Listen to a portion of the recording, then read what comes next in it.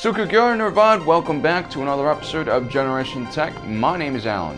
So like all of you, I'm extremely excited about the new John Faverau The Mandalorians TV series.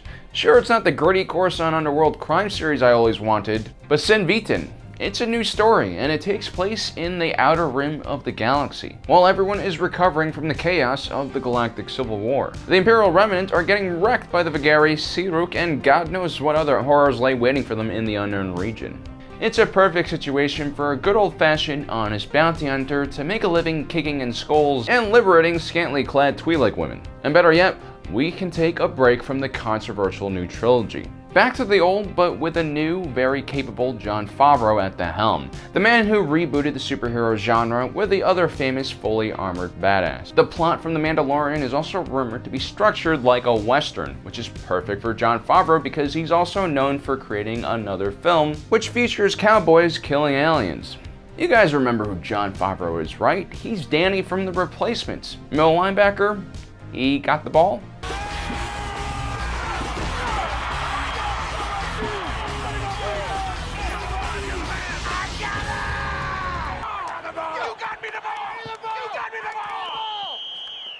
A man who can play that character understands the need for toxic masculinity and humor to return into our action films. Maybe Disney has finally learned the all-important lesson that you don't screw with the fan base. So yeah, I haven't been this optimistic about success since Poe Dameron started that trench run on Starkiller Base. And a lot of that optimism comes from knowing who the Mandalorians were. Today we're going to go through the full evolution of Mandalorian culture.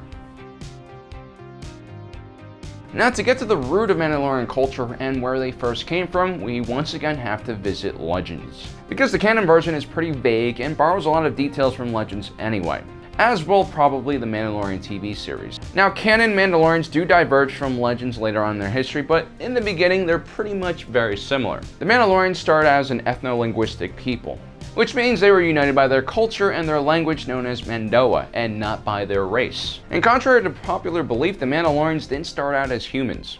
The culture traces its roots back to the planet of Coruscant to the ancient species known as the Twang. Thousands of years before the Republic was even formed, the Twang found themselves fighting against the 13 human nations on Coruscant known as the Battalions of Zel. A huge supervolcano erupted and the humans were nearly wiped out, but they managed to regroup and drive the Twang off of Coruscant. Interestingly enough, the orbit and size of Coruscant is pretty similar to Earth, and the 13 nations kind of sound like a post-apocalyptic Earth society. Also, the supervolcano sounds kind of like Yellowstone, and then, well, the Twang kind of look like predators. So, well, we'll let you guys draw your own conclusions about that. Anyway, the Twang eventually found temporary refuge on the planet of Rune. Their constant struggle for survival had turned the Twang into a warrior society that placed a heavy emphasis on honor, loyalty, and military service. The culture, language, and traditions of the Twang people would form the foundation for the Mandalorian people. The Twang were eventually united under the leadership of a warlord known as Mandalore I.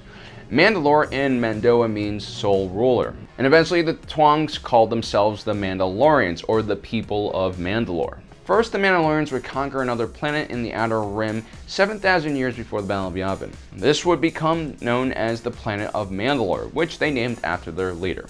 Mandalore was a beautiful wild planet inhabited by large beasts known as Mythosaurs. The Mandalorians hunted these giant beasts to extinction and gained complete dominance of the planet. And when I mean giants, I mean the size of small cities.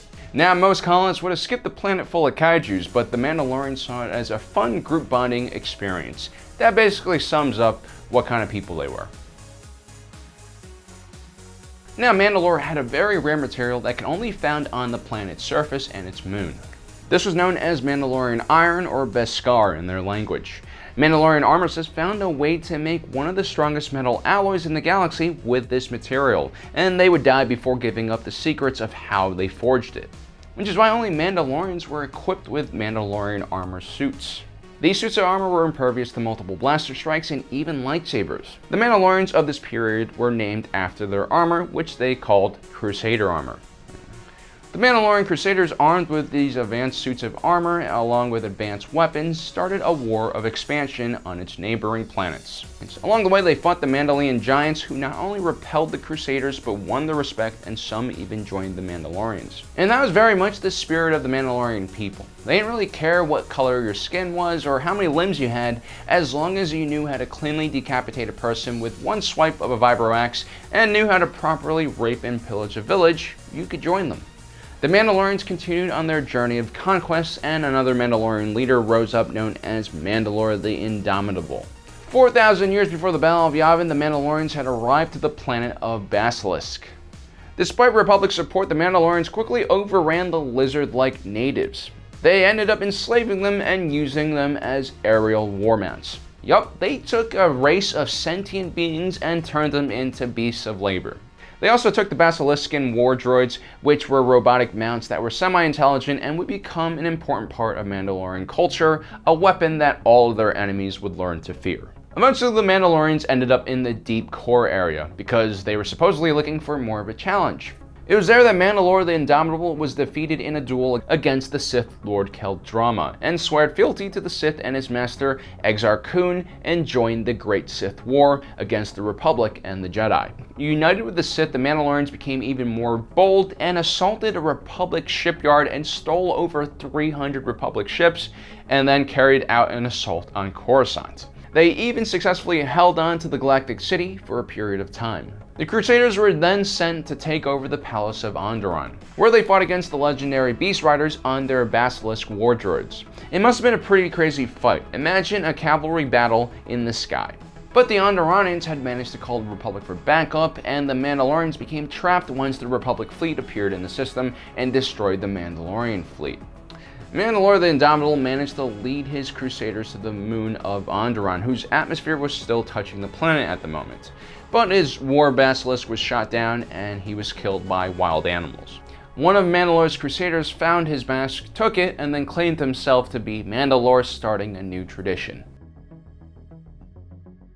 After this battle, the crusade ended, and the next 20 years was relatively peaceful. The Mandalorians kind of chilled out under the rule of Mandalore the Ultimate. Now, the Mandalorian ranks had become so depleted that some of the more ancient species like the Twang had been completely wiped out. So under Mandalore the Ultimate, the Mandalorians recruited even more individuals of all different races, including a lot of humans.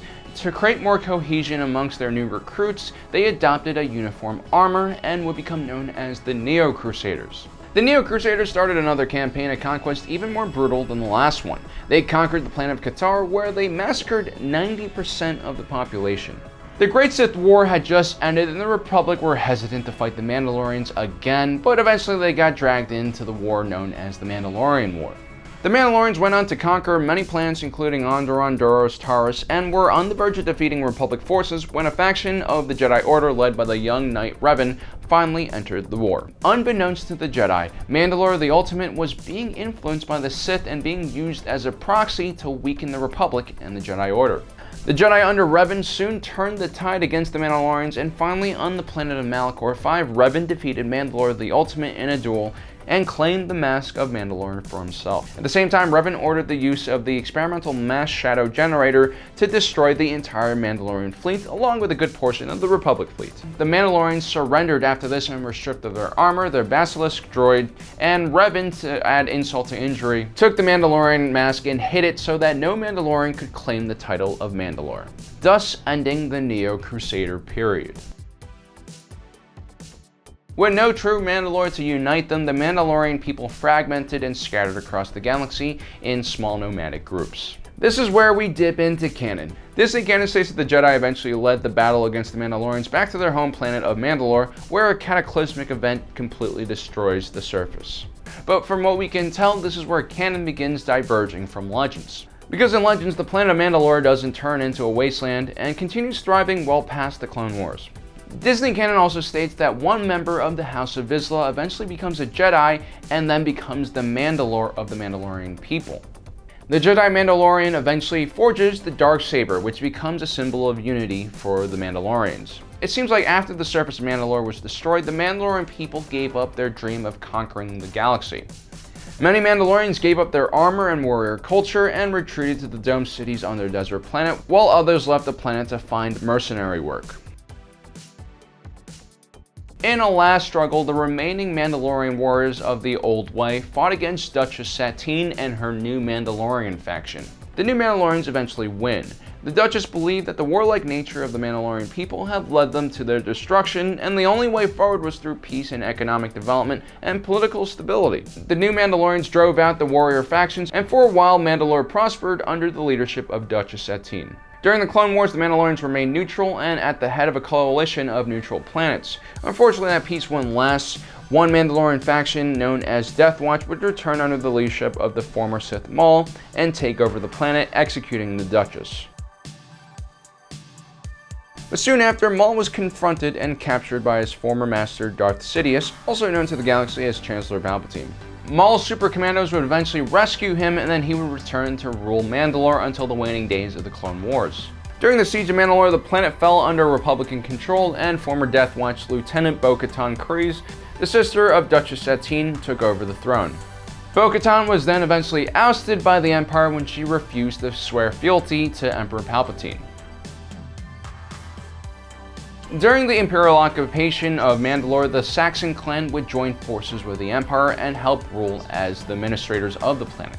Bo-Katan ran the Night Owl faction, which was directly opposed to the Empire, while Gus Saxon of Clan Saxon became the Imperial Viceroy and led the Imperial Super Commandos. 20 years later, during the height of the rebellion, another Mandalorian civil war erupted as Clan Wren, led by Mandalorian rebel Satine Wren, fought against Clan Saxon for control over the planet. Satine eventually defeats Gar Saxon in combat and reclaims the Darksaber forged by the first Mandalorian Jedi. The Darksaber had replaced the helm of Mandalore as a symbol for Mandalorian unity and leadership. Satine would lead the pro-rebel Mandalorian faction to victory and eventually hands off the Darksaber to Bo-Katan Kryze, who assumes leadership of Mandalore.